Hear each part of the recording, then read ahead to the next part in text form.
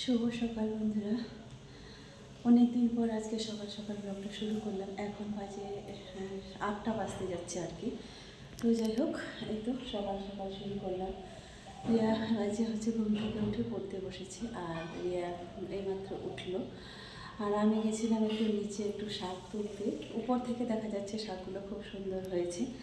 এবছরে কিন্তু এখনও আমি একবারও তুলিনি, আজকে শুধু প্রথম গেলাম তো তুলে নিয়ে আসলাম শাকটা। কিন্তু কচি কচি এই তো প্রথম হচ্ছে শাকটা, খুব ভালো দেখতে মনে হলো, কিন্তু খেতে কেমন লাগবে জানি না। তো আজকে প্রথম তুলে নিয়ে আসলাম। আর অনেক দিন তো আগে তো অনেক তুলেছি, সেটা তোমরা দেখেছো। আর কি বলতো, যে এরকম যেমন এখন শাকটা তুলে নিয়ে আসলাম, গ্রামের একটা হচ্ছে সুবিধা হয় কি বলতো, হুট করে গ্রামে যারা আছে হুট করে কিছু তরকারি টরকারি লাগলো কিংবা নেই, হুট করে চলে গেলো, মাঠ থেকে তুলে নিয়ে চলে আসলো। এই শাকটা যখন হবে তখন যেন এরকম ফিল করি, শাক খেতে ইচ্ছা করবে, চুপ করে ঝুড়িটা নিয়ে চলে যায়, এতটুকু তুলে নিয়ে চলে আসলাম। তো চলো, এই তো এখানে এনে রেখেছি, শুধু পাতাগুলো বেছে বেছে নিলাম, আর ডাঁটগুলো কিন্তু নেইনি, কারণ এই শাকটা যেহেতু দেশি তো একটু তিতা তিতা লাগে, তো ওই জন্য শুধু পাতাগুলো নিলাম। শাকগুলো কিন্তু অনেকক্ষণই তুলতে গিয়েছি, তুলে কি করলাম বলো তো, ওইখানে নিচে ওখানে একটা চৌকি পাতা আছে, ওইখানটায় বসে একবারে বেছে নিয়ে চলে এসেছি। বাছাকুটা কমপ্লিট, এখন শুধু রান্না করব এটার অপেক্ষায়। তো এই তো, আর এই যে বাসন টাসন সমস্ত কিছু মাজা আছে, মাজা বাকি আছে, এখন মাজবো। আর একটা কথা যেটা তোমাদের বলতে চেয়েছিলাম, চলো দেখাই। আগে হচ্ছে আমি আলু নিয়ে এসেছিলাম বাবার বাড়ি থেকে, তো অর্ধেক বস্তারও কম হবে, তো সেটা কিন্তু শেষ হয়ে গেছে। আর এই আলুটা এসেছে লালগড় থেকে। তো এই তো, এবারে হচ্ছে আলুর দাম কম, মোটামুটি সবাই জানে। তো এইদিকে একটু বিশেষ করে পেছনে হয়েছে, তো এটা আমার অনেক দিন মোটামুটি চলে যাবে, এখানে রেখে দিয়েছি। এই যে মোটামুটি অনেক দিন চলে যাবে। সুগারের আমি তো একটু আলু কম খাই, এই বাচ্চাগুলোই খায়। আরও আছে এই যে, আর পেঁয়াজটা, এই যে এই পেঁয়াজটাও এনেছি। আমি সেদিন ক্যামেরা করতেই ভুলে গিয়েছিলাম, তাই ক্যামেরা করিনি। আর এই যে পেঁয়াজগুলো, এবারে নাকি বললো ওরা পেঁয়াজ নাকি ভালো হয়নি, পেঁয়াজগুলো যদি হতো তাহলে এর চেয়ে বড় বড় হতো, কিন্তু এই তো ফোন করে আমাকে বলেছিল যে পেঁয়াজ এবার সেরকম ভালো হয়নি। আর এই যে এগুলো ছোট ছোট হয়েছে। তো যাই হোক, ফ্রিতে পাওয়া আর কি, সাইজ কিন্তু অনেক বড় হয়। এই যে এটা যেমন হয়েছে, এর আগেও যখন দিয়েছিল তখন দেখলাম বড় বড় সাইজ ছিল, এবারে কিন্তু সাইজগুলো। তো এখন থেকে ভাবছি নিয়মিত ভিডিও নিয়ে আসবো সেই আগের মতো, সব কিছু সমস্যার সমাধান করে সব কিছু পিছনে ফেলে সামনে এগিয়ে যাওয়ার চেষ্টা করি। কিন্তু অনেক সময় কি হয় বলো তো, আবারও হয়তো কোনো কিছু দিয়ে আবারও ভেঙে পড়ে সব কিছু এলোমেলো হয়ে যায়। আসলে কি বলো তো, গুছিয়ে আর মানিয়ে নিতে একটু সময় লাগে যে কোনো কিছুতে। তো সকালের কাজবাজ সমস্ত কিছু কমপ্লিট, আর এখন চলে এসেছি রান্নাঘরে। সব কিছু কমপ্লিট বলে ঝাড়ু দেওয়া আর বাইরেটা মোছামুছি কাছাকাছি মোটামুটি কমপ্লিট। এবার চলে এসেছি রান্নাঘরে, আর রান্নাঘরটা যদি একদিন না মোছা হয় তাহলে এই তো এই জানলাগুলো চিটচিটে হয়ে যায়। সবার আগে আমার মনে হচ্ছে, আর মনে হয় কি মনেও করি আর রাখি, রান্নাঘরটা যদি অগোছালো থাকে আর এলোমেলো থাকে তাহলে যেন সব কিছু সেই দিনটাই এলোমেলো হয়ে যায়। এই তো রান্না করতে করতেই যে কতবার মুছি, হাত পড়ে যায় যাক, কিন্তু গ্যাস ওভেন রান্নাঘর ঠিক রাখতে হবে।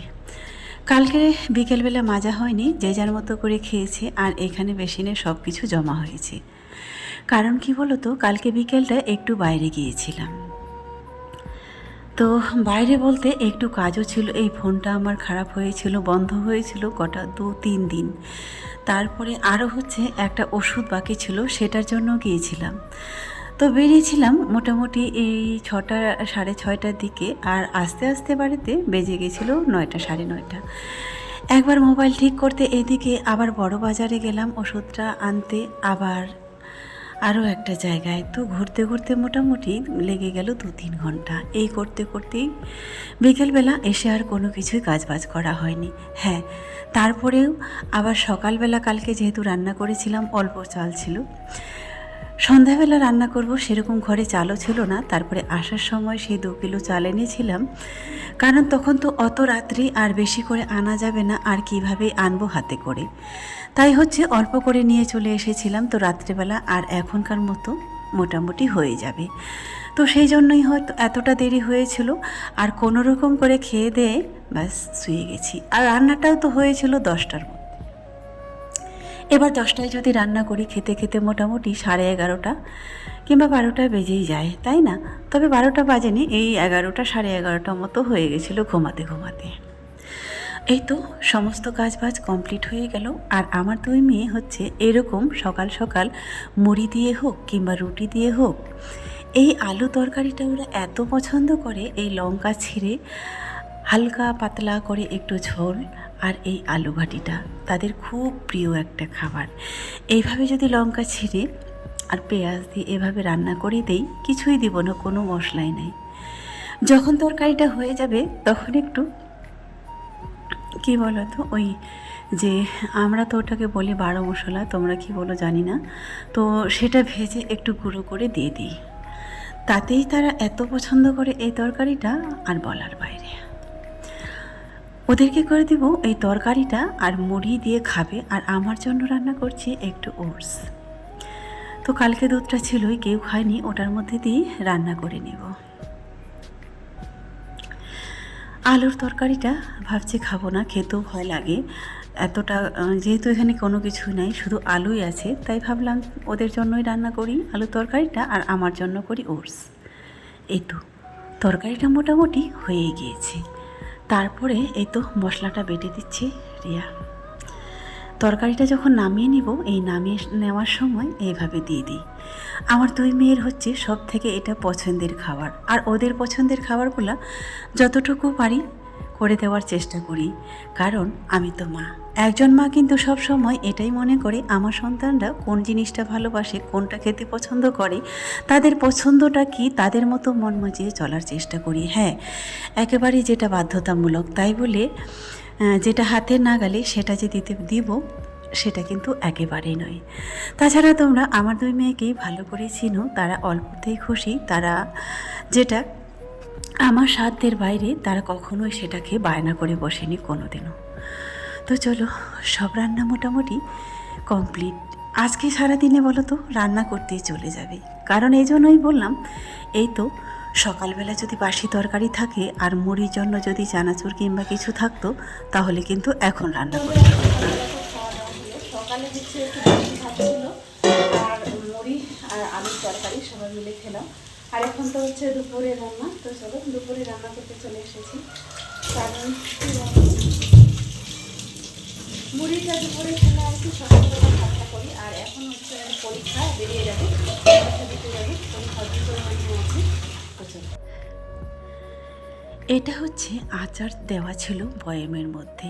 আমার মনে হলো আচারটা একটু রস হয়ে গেছে, তো সেই জন্য আচারটা আরও একটু গরম করে উনানে দিয়ে রসটা কমিয়ে নিচ্ছি।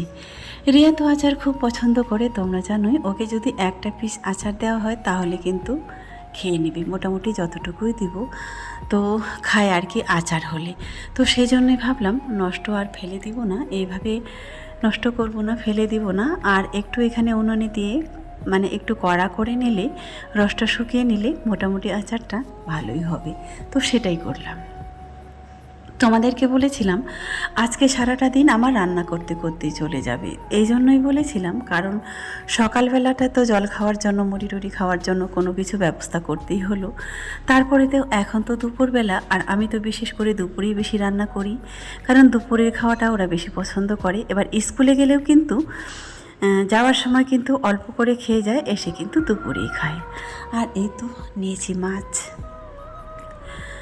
তো এই মাছটাই আজকে আলু বেগুন দিয়ে রান্না করব। সকালে রান্না বান্না খাওয়া দাওয়া কমপ্লিট করে স্নান টান করে সমস্ত কিছু গোছানো করে শেষ হয়ে আবারও চলে এসেছি দুপুরের রান্নায়। আচারটা মোটামুটি কমপ্লিট হয়ে গেল, সেটা দেবো এখন ঠান্ডা হতে, আর মাছটা ভেজে নেব। এখানে দেবো শাকটা, ওই যে বললাম সকাল সকাল শাকটা তুলে এনেছিলাম, তো সেটা আর তোমাদেরকে দেখানো হয়নি শাক তুলোটা। কারণ কি বলো তো, আমি তো গেছিলাম নিচে দেখে এমনি একটু হাঁটতে, তারপরে সেই শাকগুলো দেখার পরে কিন্তু আর মন মানছিল না, তাই শাক তুলে এনেছিলাম। হ্যাঁ, এখন যেহেতু বর্ষাকাল নেই, তাই এখন বলো তো এই শাকটা মোটামুটি সব সময় পাওয়া যাবে। তবে ওই যে বলেছিলাম তোমাদেরকে, ওই শাকটা কিন্তু দেশি হলেও কিন্তু প্রচুর তিতা লাগে। তবে যেহেতু আমি খাওয়া দাওয়ার পরে ভয়েসটা দিচ্ছি, শাকটা আজকে যখন এনেছিলাম তো ওই শুধু পাতাগুলো নিয়েছিলাম, যে ডাঁটাগুলো হয় সেগুলো কিন্তু ফেলে দিয়েছিলাম। তো শাকটা কিন্তু আজকে মোটামুটি ভালোই লেগেছিল। এই তো আচারটা যখন আগে খুব রসালো ছিল, রসটা কষিয়ে নেওয়ার পরে কিন্তু এত সুন্দর একটা ফ্লেভার এসেছে, আর কালারটাও মোটামুটি ভালোই হয়েছে, মনে হচ্ছে মাংসের কালা ভুনার মতো দেখতে লাগছে, তাই না? তো চলো আজকের মতো শেষ করছি।